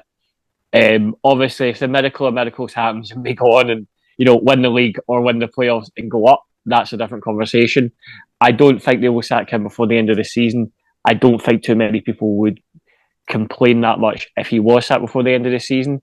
A lot of talk about Brian Graham, obviously the women's manager at the moment, and our striker, about him being in line for the throne, so to speak, that when Doolan goes, Brian Graham will take it. It's such a big jump for him, especially in the middle of the season. I think there's maybe a bit of a bit of an opinion that there's no point in trying to change it now when we're so low down. If you give it to Graham, especially at the moment because you've got Falkirk and Livingston, I think the Falkirk and Livingston games are probably the other saving grace for him, that you don't want to get rid of him and then bring a new guy in and go, right, sort this out. You've got Falkirk and Livingston in the next 2 weeks. I don't know if that's necessarily wise. So, no, there's been times where I thought he might be gone, but I think overall he's probably staying till the summer. Which would make sense based on, because as you said, you are still very much still in the mix just now. You're 7 points ahead of Queen's Park. Granted, Greenock Morton have got a couple of games in hand over you, so they might be a bit closer by the time they get their games played, David. But as you said, the playoffs, he's still knee deep there just now. You play Falkirk and Livingston the next 2 weeks. Obviously, granted, both Falkirk and Livingston will be saying the same thing. We need to get wins, and certainly we feel like that too. But should you win the next 2 games, you're then almost like in the mix of 3 points away from Falkirk and Livingston. You know? No, absolutely, and it is one of those things where obviously if we beat you on Saturday and then we beat Livingston and you are in the mix, it is that sort of yo-yo fan base of we're winning the league, we're going to get relegated. If we're winning the league, we're going to get relegated. You know what I mean? That sort of thing of dueling out, dueling in, dueling out, dueling in. It's that it does change from week to week depending on the result, and it is.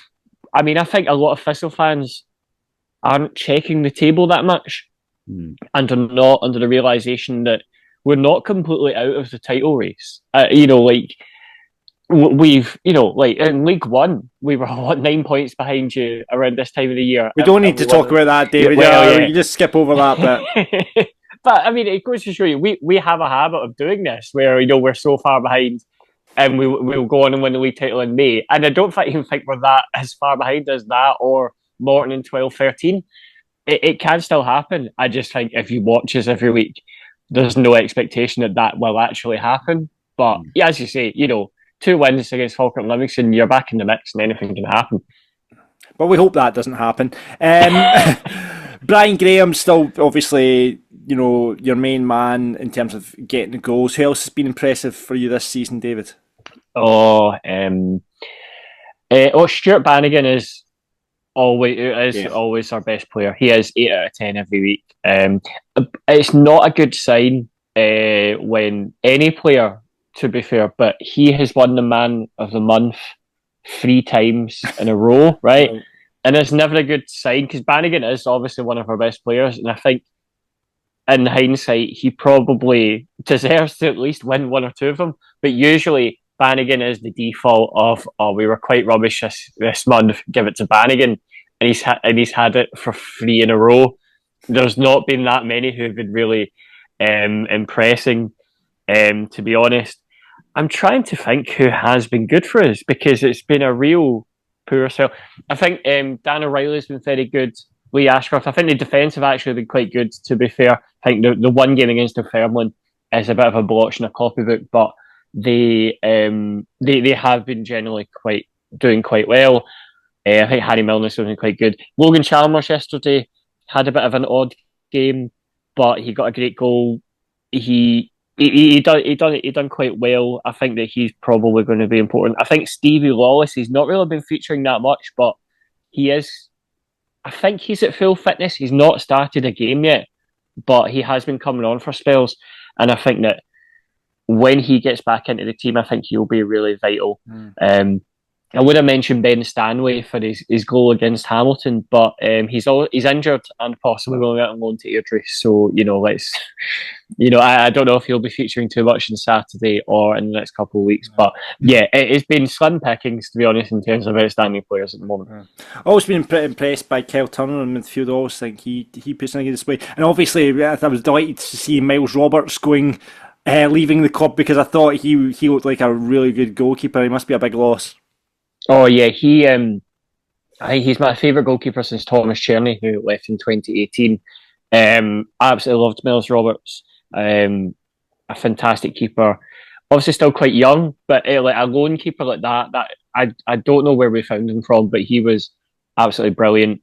And yeah, he's just sorely missed. That was a huge blow to us when he left. It is not often you get like a January signing that leaves, or it has its own terminated, where it's so universal about how good he's been, then it's a big loss. Yeah, we had the same with Luke Graham going back to Dundee as well, which we're all gutted about. So looking ahead to Saturday, then David, how do you think the game's going to go?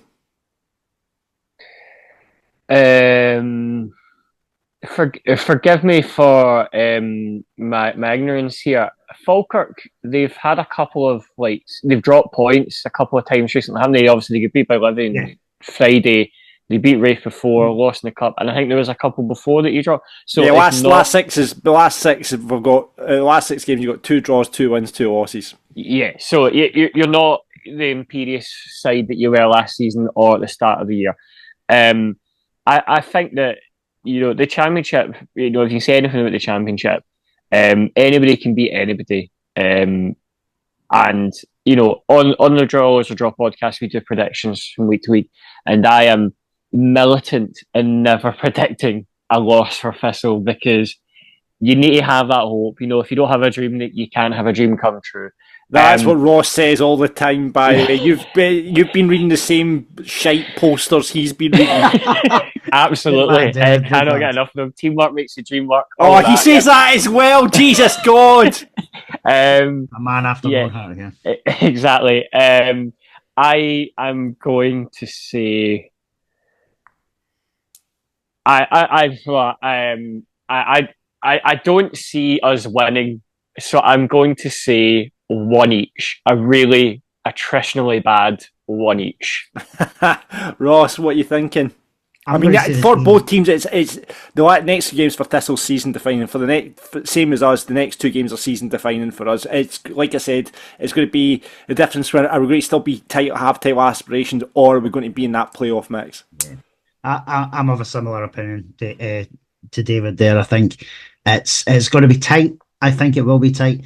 I think it is must win. If we want to have the aspiration of winning the league, because you need to win your home games, and if you are going to lose some home games, you can't afford to lose too many. And we've now lost to Livy there on Friday night. So any win will do. I'm going to go 1-0, John. 1-0. Yeah, I'm thinking along the same lines as you. Just having heard from David there and what Thistle have been like this season, I think just maybe. I think we need to get back to winning ways and hopefully a 1-0 win. But Brian Graham presumably will be fit and up for it. He's always a pain in the arse. Oh, well, I mean, I think most Thistle fans would agree this week. So we got a penalty against Morton. He missed, didn't he? He did, but Kyle Turner was going to take it, and Brian Graham, big man took the ball off him, says, I'm taking it, and then promptly missed it. And that's awkward, isn't it? Yeah, very. It was a very Brian Graham moment. But the second he took the ball and says, "I'm going to take it," I think everyone in the stand went, "He is so missing this. There is no chance that he is scoring this."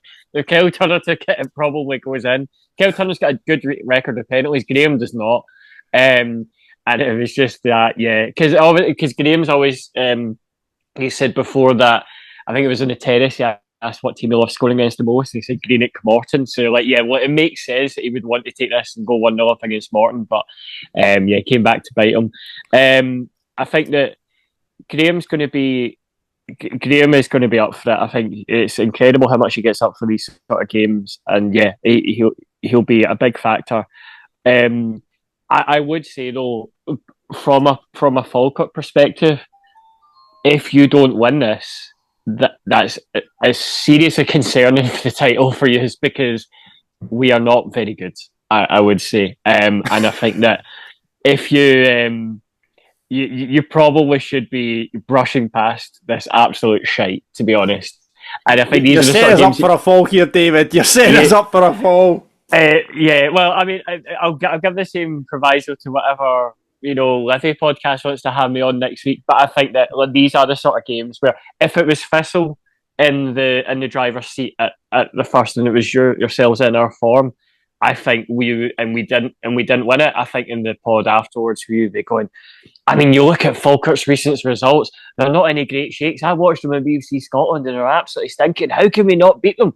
That's what I feel we would be doing. So, I hope you do lose, obviously, but you probably should do okay, I think. And on that note, we'll leave it there. Thank you very much for coming on, Falkirk Daft, David. David, on the Draw Partick Thistle podcast. Really appreciate your time. No problem. Good luck for the rest of the season. Just not too much luck. Cheers, David. Thanks, obviously. Mate. Cheers, David. Bye. This is Falkirk Daft. With Behind the Wall. Stay local. Eat and drink global. And that is it for this week's Falkirk Daft. Thank you very much for listening. Thanks very much to Jack for coming on, being a great pundit. Brilliant to hear from him. Before we go, we've got to say thank you very much to the Falkirk football fans in training. Of course, they are getting you fit, and they've got the Lava Cup coming this year. Get down to the stadium every Monday 8 till 9, Tuesday 7:30 to 8:30. If you've fallen off your resolutions, this is a perfect way of getting fit without having to go to the gym. You can get down there, get involved with the boys. Saw them in Behind the Wall, shot caller in the pub on Friday. They were all sitting around having a couple of beers, so it was good to see them, catching up with them. But yeah, they've got a new initiative as well, obviously the Super Vets football, which we've talked about loads on the podcast, and that happens Friday between 5 and 6 at the stadium. Kind of walking football with 8-a-side rules. 5-a-side rules, but 8-a-side, and it's strictly for over 50. So if you fit that criteria, get involved with the Super Vets football at Stadium Friday between 5 and 6. And as I say, get in touch with the boys, get involved with Falkirk football fans in training Monday at Stadium 8 to 9, or Tuesday 7:30 to 8:30. All the links are below, but Ian, Willie or Dougie are great guys, and will get in touch with you straight away, so you can get involved with Falkirk football fans in training. Before we leave you, we've got to give you the Daniel Marquetta Roll of Honour. Thanks to everyone who messaged us to get on that. Charlie, Eddie, Kirsty, Archie, Kenny, Neil, Brian, Kenny, Joe, Paul, Craig, Caroline, Phil, Grant, Stephen, Louise, Elsa, John and Dale.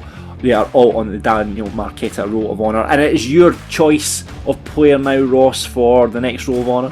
Yeah, well, his name came up earlier on, and I think it's a bit of a random one, so we'll go with Ruben Sammet. We are really testing people's spelling with some of these players, aren't we? We really are. Absolutely testing your spelling abilities. Ruben Sammet, what could have been? What could have been? I mean, it came with such promise, and like Marquetta as well, was like very similar, young player with a lot of potential, and then just didn't come to anything. Sad time. So Ruben Sammet is the player that you need to message us for next week. Thank you very much for listening or watching. Get on YouTube, subscribe to the channel if you can, if you're listening to it, and vice versa. If you want to listen to it in the car, you get us on all the podcast services, Apple, Spotify, or whatever you get your podcasts, that well-known phrase. Follow us on socials, just type in Falkirk Daft. And merch, we've still not done them. Write it in the minutes, Ross. I keep telling you every week, write it in the minutes. Get the tweets out with the merch. We don't have minutes, so this is where that's fallen down. Oh, that is true. That is true. But merch.falkirkdaft.co.uk if you want any Falkirk Daft merch. And keep the F Factor entries coming in. We've got one through the live show so far, 2 more spaces on the live show. And remember as well, get the date in the diaries for our Falkirk Women's game, which is February 23rd. Get that in the diary right now, and we'll see you down at the stadium for that. I think we've dotted the I's, crossed the T's on this episode. It's, it is what it is. It's another loss for the Bairns, but we are where we are. What a lot of shite I'm talking. It is what it is. We are where we are. Yeah. Fingers crossed. Next 2 home games will kind of dictate, I think, where our season's going to end up. Whether that is still in title contention or playing for the playoffs, we will find out in the next 2 games. But I've got faith, you've got faith, and let's get the Wayne train running again. Indeed. Expect unexpected, buddy. Come on.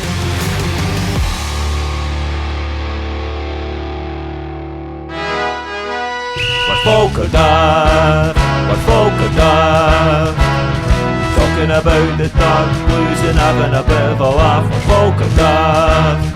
We're Falkirk Daft. You can listen in the pub or you can listen in the bath. We're Falkirk Daft. We're Falkirk Daft.